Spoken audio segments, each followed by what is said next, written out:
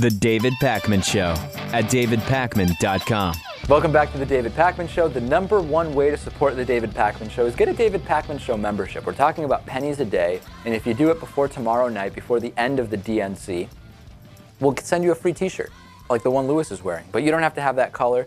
You don't have to have that size. You don't have to have one that's been so amateurishly laundered as has Lewis's. You can get one that's brand new, your choice of color and size. And you can do it. You can do with it whatever you wish in Absolutely. terms of laundering.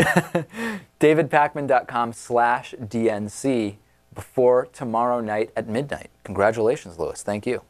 Thank you. Good to be here. Organic food, Lewis. You think you think organic food is healthier and or better than regular non-organic food? In some cases, I'm sure avoiding the pesticides and stuff would be good. Okay. But if you ask me, nothing's really organic. Well, there's well, everything's organic, and nothing is this type of organic. Very good. Lewis, he wants clarity this evening, ladies and I know gentlemen. that makes no sense, but it makes sense to me. According to researchers at Stanford University, eating organic food will not make you healthier, although it could cut your exposure to pesticides. Now, isn't exposure to pesticides unhealthy? I would imagine. I think you're thinking of it the wrong way. Okay. Well, I think that what they're finding is that organic food has pesticides. It just has less pesticides, and the difference between the two compared isn't enough to provide any sort of health problem. Well, they looked at more than 200 studies of the content and associated health gains of organic and non-organic foods, and they say there is no discernible difference between the nutritional content, although the organic food was 30% less likely to contain pesticides. Now, critics are saying it's kind of inconclusive work. It's really just a meta-analysis. It's not really original research. And this was published in the Annals of Internal Medicine, which I know, Lewis, you have a couple subscriptions to that, don't you? No, I don't. It looked at 17 studies comparing people who ate organic to those who didn't, and 223 studies that compared the level of nutrients, bacteria, fungus, pesticides, etc.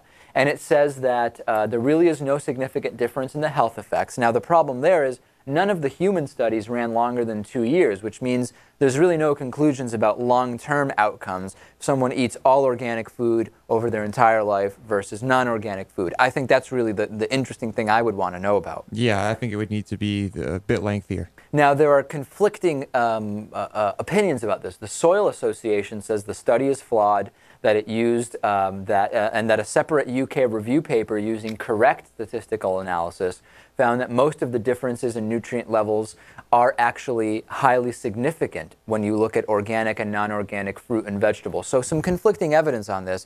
You know, the real place where it gets down to it is organic produce and vegetables, etc., organic food generally more expensive. Is there a health benefit associated with that additional expense? We really don't know. In other words, there are some studies that say there is, some that say there isn't. Did Monsanto make a generous donation to Stanford? We have to know that. Who knows? Very, very possible. Yeah. So I think we can't really say anything about this, can we, guys? I think it's completely inconclusive. Natan?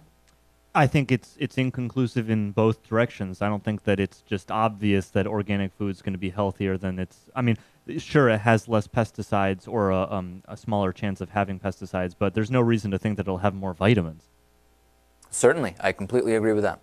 Inconclusive. Inconclusive. Yeah.